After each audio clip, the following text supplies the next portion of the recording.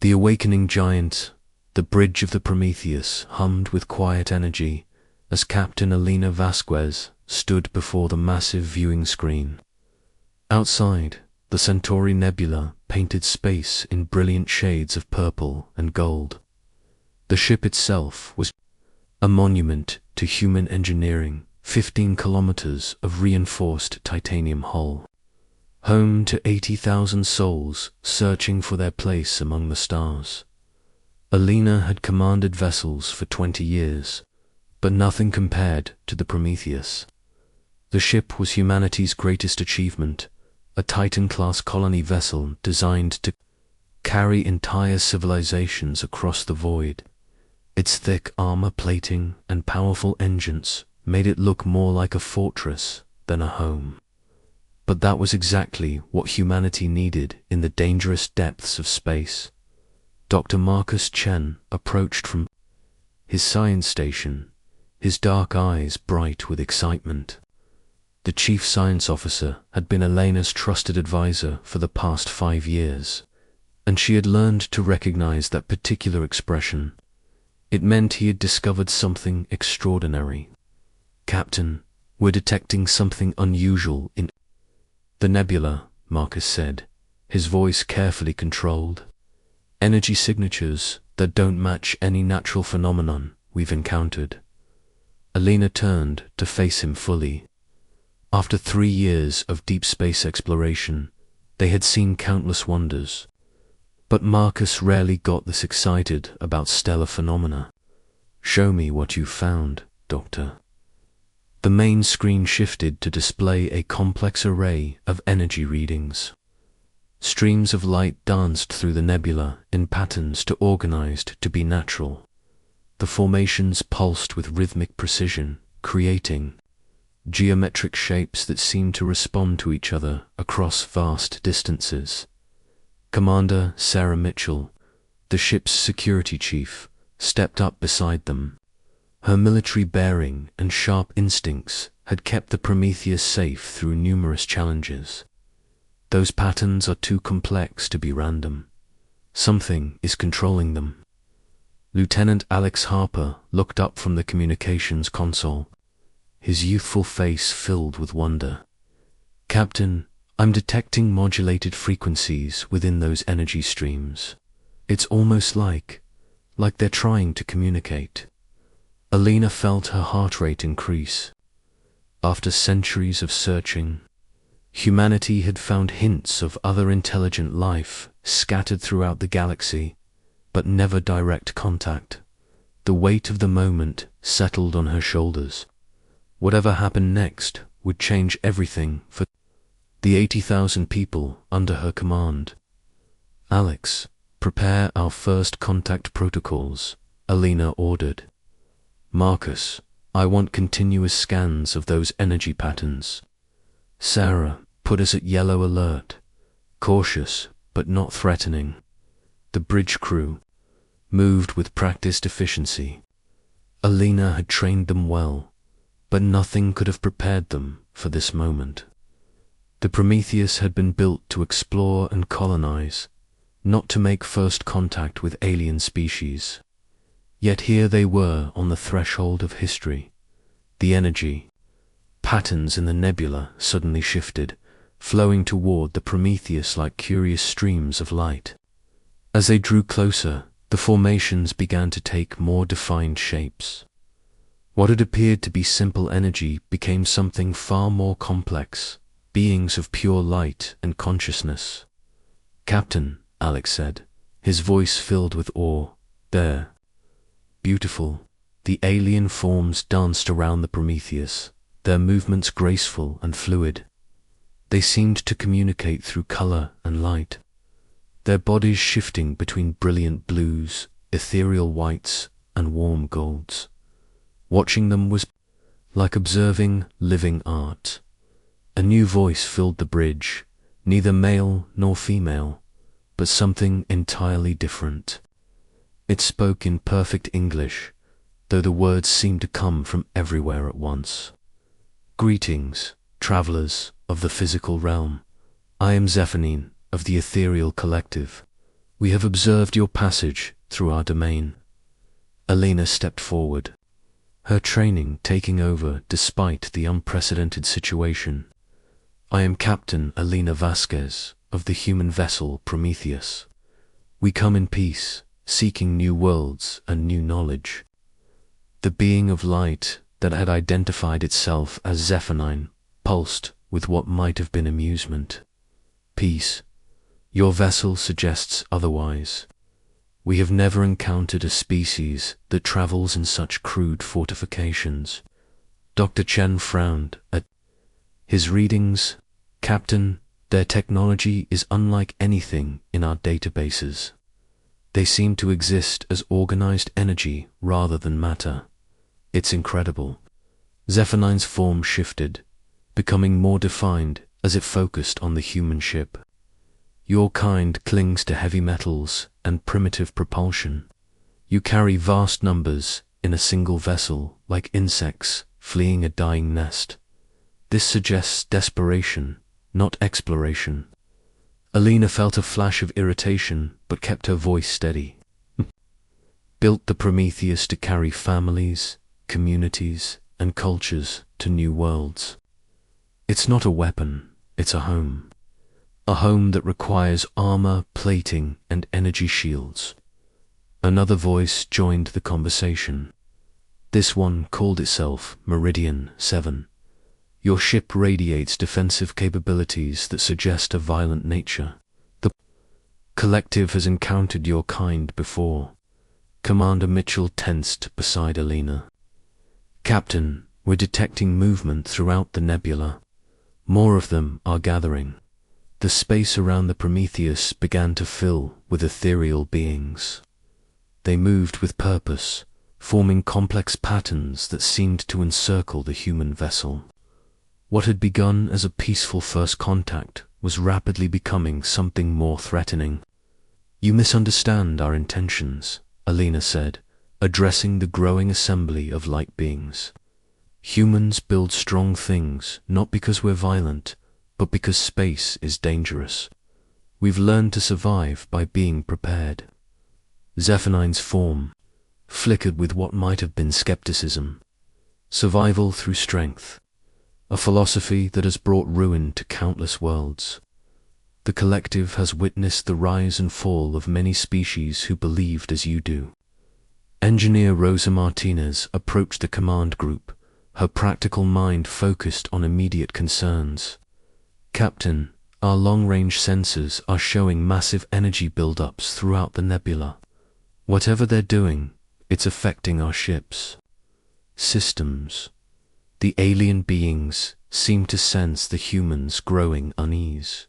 Meridian 7 spoke again, its voice carrying undertones of authority. Captain Vasquez, your people have entered our space uninvited. Your vessel's size and capabilities suggest conquest rather than exploration. We must determine your true intentions. Alina realized that humanity's greatest strength, their ability to build massive, durable structures, was being perceived as their greatest threat. The Prometheus had been designed to impress through engineering excellence, but these beings saw only crude intimidation. We're not conquerors, Alina said firmly. We're explorers, families, people looking for a new home. Give us a chance to prove our peaceful intentions. The energy beings pulsed with collective consideration. Finally, Zephyrine spoke for the group. Very well. The collective will test your species. There is a crisis developing in the Kepler system. A dying star threatens to destroy inhabited worlds. If your kind truly seeks peace, you will help us save those lives. Dr. Chen quickly consulted his star charts. Captain, the Kepler system is 12 light years from here. The star is a red giant approaching supernova. According to our data, it has 3 inhabited planets. We can help, Alina said without hesitation. Our ship has the resources and technology to assist in evacuation efforts. Zephyrine's form brightened with what might have been approval. The test begins now. Follow us to Kepler, but know this: if you fail, or if your true nature proves violent, the collective will ensure your ship never leaves this region of space. As the Prometheus turned toward the Kepler system, Alina felt the weight of representing all humanity. The next few hours would determine whether humans would be welcomed into the galactic community or marked as a threat to be eliminated. The titans of humanity were about to face their greatest challenge. The energy beings flowed ahead of the human vessel like guides, leading them toward destiny. In the depths of space, two radically different species were about to discover what they could accomplish together. The test of Titans, the Kepler system, was dying. As the Prometheus emerged from hyperspace, the main screen revealed a sight that chilled every person on the bridge. The system star, once a stable provider of light and warmth, had swollen into a massive red giant. Its surface boiled with solar flares that reached out like grasping fingers. And deep within its core, the signs of impending supernova were unmistakable. Captain Alina Vasquez studied the tactical display with growing concern. 3 planets orbited the dying star, each showing signs of advanced civilization. Cities glowed like jewels across their surfaces, and orbital stations dotted the space. Around them, millions of lives hung in the balance. Status report, Alina commanded as her crew worked to assess the situation. Dr. Marcus Chen's voice was grim as he read from his instruments. The star is destabilizing faster than our models.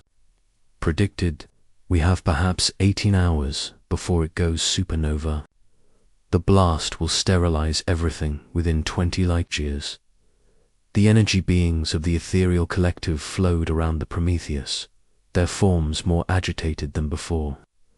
Zephyrine materialized on the bridge, its usual calm demeanor replaced by visible distress. Captain Vasquez, we have been attempting to evacuate the threatened worlds for weeks. Our technology allows us to transport small numbers quickly, but we cannot move entire populations in time. The situation is hopeless. Alina felt the familiar surge of determination that had carried her through countless challenges. Nothing is hopeless if we work together. What's the total population we need to evacuate? Meridian 7 joined the conversation, its light form pulsing with resignation. Approximately 12 million beings across the 3 worlds. Our ships can carry perhaps 1,000 at a time. Even working continuously, we cannot save more than a small fraction. Commander Sarah Mitchell leaned forward, her tactical mind already working on the problem. Captain, what if we don't think of this as an evacuation problem? What if we think of it as a logistics challenge? Alina turned to her security chief with interest. Explain. The Prometheus was designed to carry 80,000 people on long-term journeys. Our cargo bays, hydroponics sections, and residential areas could be reconfigured. We might be able to take on additional passengers. Engineer Rosa Martinez pulled up ship schematics on her tablet. Captain, if we modify our cargo holds and convert some manufacturing areas, we could potentially accommodate another 100,000 people. It would be cramped, but survivable for a short journey. The energy beings pulsed with what might have been hope. Zephyrine's form stabilized as it focused on the human crew. Even with your ship's capacity, you could save only a fraction of the threatened populations. The numbers are still impossible. That's when Dr. Chen looked up from his science station, his eyes bright with an idea that seemed almost insane. Captain, what if we're approaching this wrong? What if instead of evacuating everyone, we save the star itself? The bridge fell. Silent. Even the energy beings seemed to pause in their eternal dance. Alina stared at her chief science officer. Marcus, are you suggesting we prevent a supernova? Not prevent it, Marcus said, his excitement growing. Redirect it. The star's core is destabilizing because of uneven fusion reactions. But if we could create a controlled implosion using our ship's gravitational generators, we might be able to stabilize the fusion process. Rosa Martinez shook her head. The power requirements would be enormous. We'd need to channel the entire output of our fusion reactors directly into the star's core. One mistake, and we'd be vaporized instantly. Zephanine's form brightened with sudden understanding. Your species' crude technology might actually be advantageous here.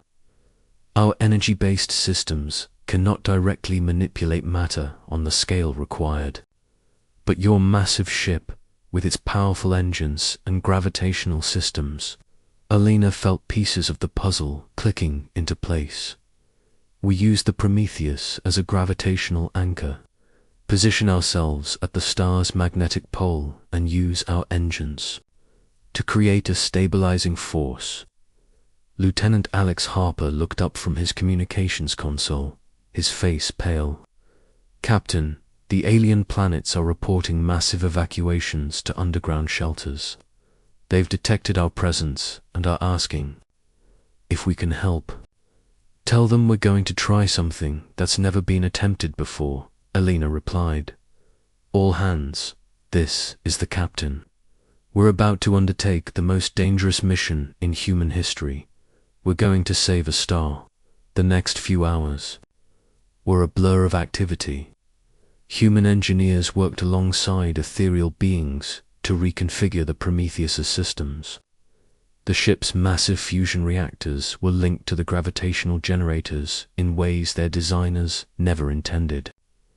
Emergency bulkheads were sealed, and all non-essential personnel were moved to the ship's most protected areas.